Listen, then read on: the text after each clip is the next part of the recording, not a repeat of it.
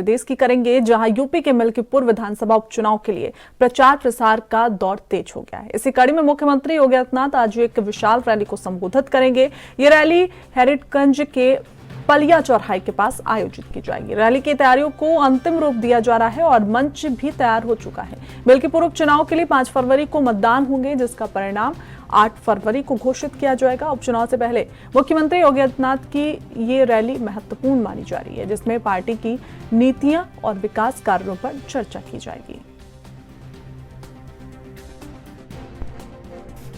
तो आज यूपी के मिल्कीपुर विधानसभा उपचुनाव के लिए प्रचार प्रसार का दौर तेज हो गया है और इसी दौरान आज मुख्यमंत्री योगी आदित्यनाथ यूपी के मिल्कीपुर में पहुंचेंगे। साथ ही आपको बता दें कि आज मुख्यमंत्री योगी आदित्यनाथ एक विशाल रैली को संबोधित भी करेंगे। तो रैली की तैयारियों को अंतिम रूप दिया जा चुका है, मंच भी फिलहाल वहां पर तैयार हो गया है।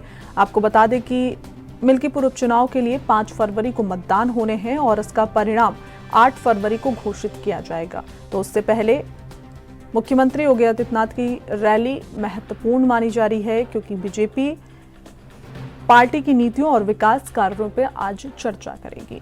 तो रैली के जरिए आज शक्ति प्रदर्शन मुख्यमंत्री योगी आदित्यनाथ करेंगे।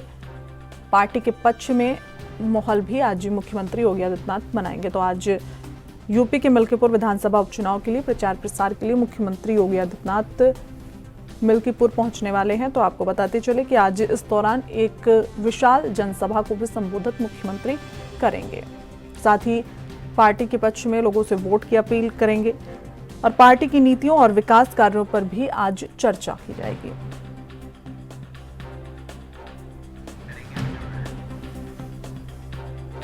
तो आपको बताते चले कि रैली की तैयारियों को अंतिम रूप दे दिया गया है और मंच भी फिलहाल तैयार हो गया है। तो मिल्कीपुर उपचुनाव के लिए 5 फरवरी को मतदान होने हैं, तो वहीं 8 फरवरी को रिजल्ट भी घोषित किया जाएगा। उपचुनाव से पहले मुख्यमंत्री आदित्यनाथ की ये रैली कई मायनों में महत्वपूर्ण मानी जा रही है। आज जिसके माध्यम से मुख्यमंत्री पार्टी की नीतियों और विकास के कार्यों पर लोगों के साथ चर्चा करेंगे। लोगों को सीधा पार्टी से जोड़ने की कोशिश मुख्यमंत्री योगी आदित्यनाथ की कह सकते हैं। तो रैली के जरिए फिलहाल मुख्यमंत्री योगी आदित्यनाथ शक्ति प्रदर्शन भी करेंगे। तो ये बड़ी महत्वपूर्ण खबर इस वक्त की, जहां यूपी के मिल्कीपुर विधानसभा उपचुनाव के लिए प्रचार का दौर तेज होता हुआ नजर आ रहा है। तो वहीं आज यूपी के मुख्यमंत्री योगी आदित्यनाथ मिल्कीपुर में विशाल रैली को संबोधित करेंगे। यह रैली हैरिटगंज के पलिया चौराहे के पास आयोजित की जाएगी।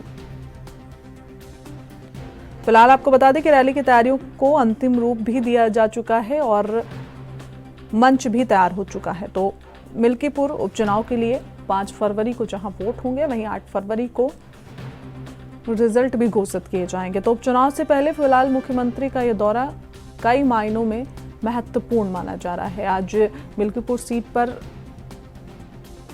हुंकार बनेंगे सीएम योगी आदित्यनाथ, जिससे में आज पार्टी की नीतियों और विकास कार्यों पर भी आज मुख्यमंत्री योगी आदित्यनाथ चर्चा करेंगे। तो आज एक बड़ी रैली और जनसभा को मुख्यमंत्री योगी आदित्यनाथ संबोधित करने वाले हैं। साथ ही पार्टी के पक्ष में लोगों से वोट की अपील भी आज करेंगे। तो आज कह सकते हैं कि रैली के जरिए आज मुख्यमंत्री योगी आदित्यनाथ का मिल्कीपुर में शक्ति प्रदर्शन देखने को मिलेगा और लोगों के बीच में पार्टी के पक्ष में माहौल बनाते हुए मुख्यमंत्री योगी आदित्यनाथ दिखेंगे।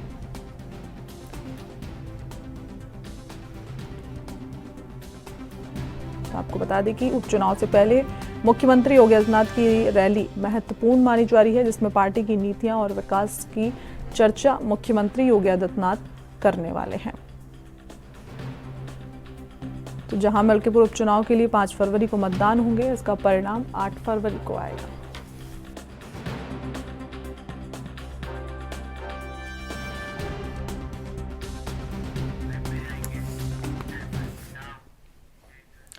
तो ज्यादा जानकारी के साथ हमारे संवाददाता राजीव सिब्बल हमारे साथ जुड़ गए हैं। राजीव, आज मुख्यमंत्री योगी आदित्यनाथ मिल्कीपुर पहुंचेंगे, क्या कुछ जानकारी है इस खबर पर?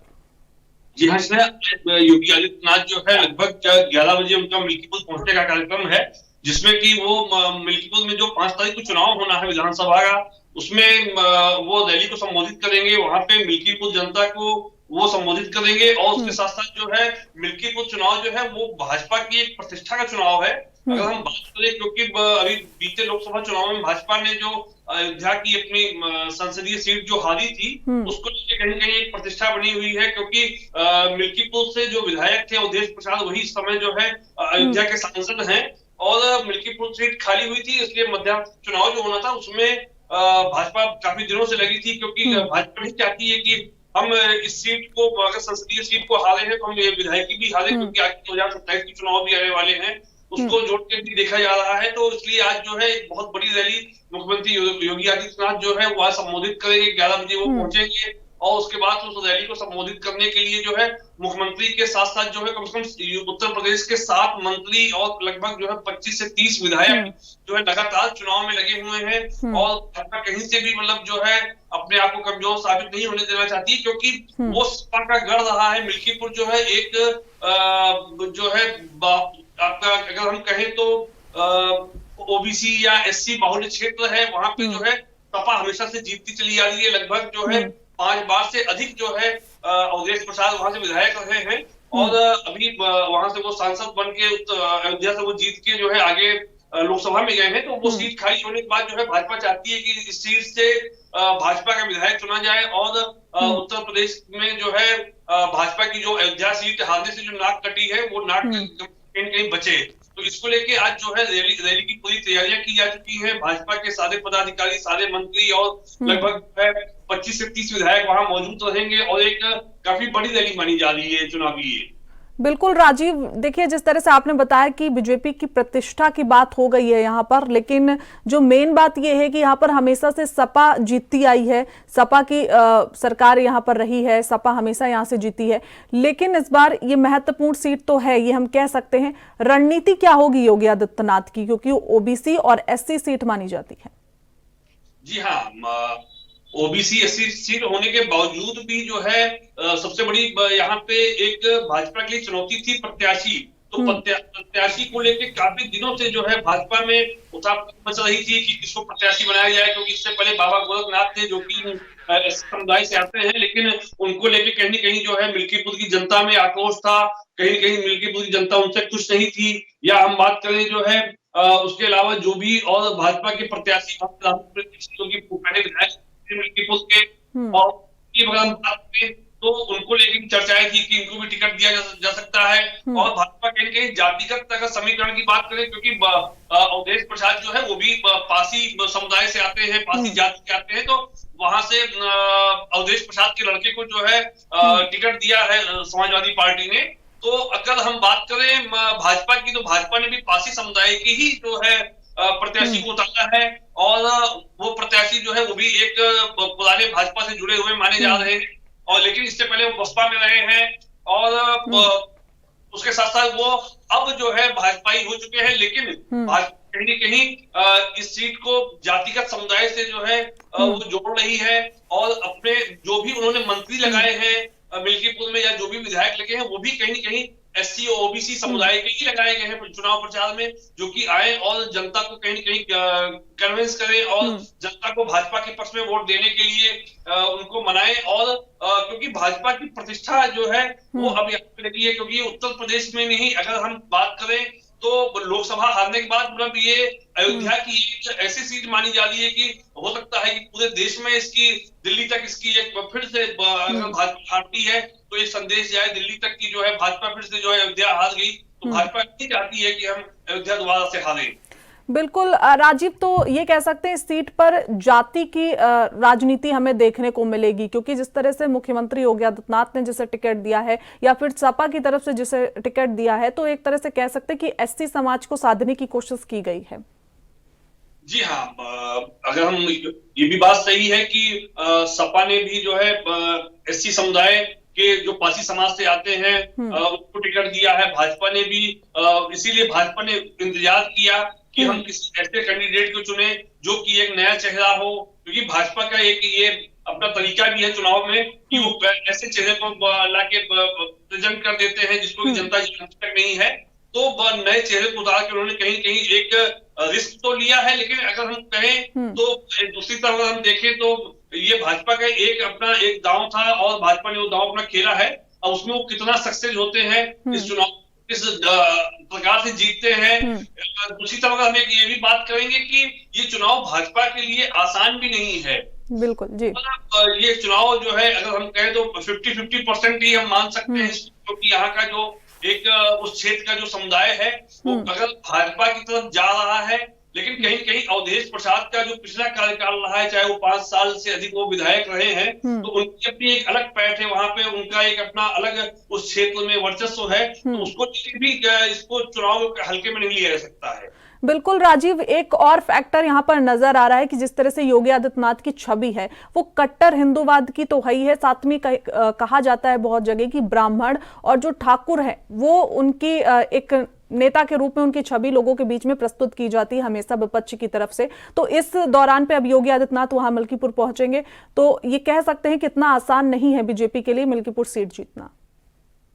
जी हाँ, आपकी बात पूरी तरीके से सही है कि मलकीपुर सीट जीतना बीजेपी के लिए आसान नहीं है, लेकिन ऐसा भी माना जाता है कि मध्यावधि चुनाव जो होते हैं वो सरकारों के ही होते हैं, ऐसा भी प्रयास लगाए जा रहे हैं। अभी कल अवधेश प्रसाद सांसद जो यहाँ पे सपा के, उन्होंने एक प्रेस कॉन्फ्रेंस की थी, उन्होंने आरोप लगाए हैं भाजपा के ऊपर कि ये अपने अधिकारियों को और अपने जो है लोगों को ये वहां पे चुनाव में ला रहे हैं। 5 तारीख को जो चुनाव होना है उसमें पीठासीन अधिकारी बनाए जा रहे हैं, या जो उसमें मुख्य अधिकारी अपनी भूमिका निभाएंगे उनको कहीं जो है वो भाजपा अपने लोगों को वहां प्रेजेंट कर रही है। और उन्होंने चुनाव आयोग से प्रेस कॉन्फ्रेंस के थ्रू कल जो है शिकायत भी की है कि ऐसा ना किया जाए, इन अधिकारियों को हटाया जाए जो भाजपा के भाजपा की कट्टर काम करने वाले अधिकारी हैं, इनको यहाँ से हटाया जाए। तो इसको लेके भी सपा कहीं कहीं विरोध में लगी हुई है। लेकिन अगर हम बात करें जातिगत समुदाय की, तो जातिगत जो वहां पे लोग हैं, अभी तक जो लोगों से हमारी वहां बात हुई है, लोग है वहां पे भाजपा को पसंद तो कर रहे हैं, योगी आदित्यनाथ के काम को पसंद कर रहे हैं। योगी आदित्यनाथ की जो छवि है वो कहीं कहीं जो है मिल्कीपुर में लोगों की निगाह में है और उनको वो मान रहे हैं। लेकिन लोगों का मानना ये है कि हमारे मुख्यमंत्री तो बहुत अच्छे हैं, लेकिन हमें मतलब है अपने प्रत्याशी से, जो प्रत्याशी यहाँ जीत जाएगा वो हमारे लिए क्या करता है। तो मानने तो लगता है प्रत्याशी, इसलिए जनता की पूरी उम्मीद अपने प्रत्याशी से है कि जो भी प्रत्याशी आए वो ऐसा हो कि चुनाव जीतने के बाद वो दोबारा हमारे पास आए, हमारी बातों को सुने, हमारी जो भी समस्याएं हैं वो सुने, चाहे वो किसान हो, चाहे वो गांव के अन्य लोग हों, गांव की सड़कों की बात हो, या गांव में जो है नालियों की बात हो, या गांव का विकास हो, उसको लेकर जनता यही चाहती है कि जो भी विधायक हमारा चुना जाए वो हमारी बातों को सुने। क्योंकि अवधेश प्रसाद से जनता इसीलिए खुश रहती थी क्योंकि जनता की बातों को वो कहीं कहीं सुनते थे और सरकारें ना होने के बावजूद भी उन चीजों को आगे रखते थे, क्योंकि उनका पुराना अनुभव है। मुलायम सिंह के समय से वो यहाँ पे मौजूद है और पुराने सपा के जो है राजनीतिक माने जाते हैं, तो लेके भी एक कयास लगाए जा रहे हैं कि भाजपा का जो भी प्रत्याशी आए उसको लेके ये कहा जा रहा है कि वो जनता की बातों को पूरी तरीके से सुने। बिल्कुल राजीव, तो कह सकते हैं कि चुनाव भले छोटा हो लेकिन प्रतिष्ठा दोनों की बड़ी लगी है। फिलहाल तमाम जानकारी के साथ जुड़ने